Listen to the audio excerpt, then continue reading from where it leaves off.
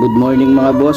Bali, papakita ko pala sa inyo mga boss tong manok na to. Kanina pagising ko mga boss, nakita ko yung medyo may laway siya dito.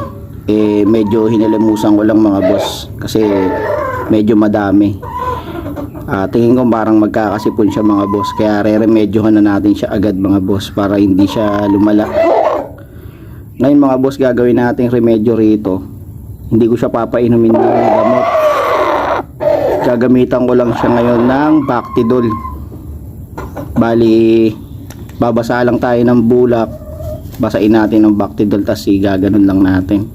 Lilinisin lang natin mga boss kahit mga 2 times a day, umaga tsaka hapon. Pwede na yung mga boss. Pakita ko sa inyo mga boss.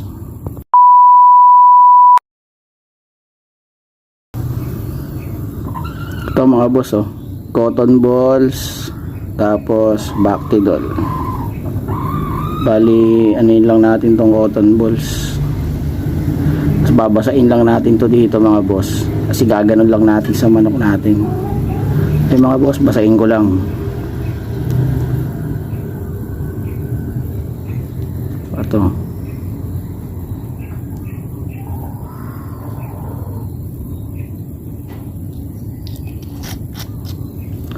yung mga boss, testing natin sa manok. Bali, ito na siya mga boss. Igaganon lang natin sa kanya to. Boss, may mga plema. Tapos natin isuksok pa boss, oh. May mga plema.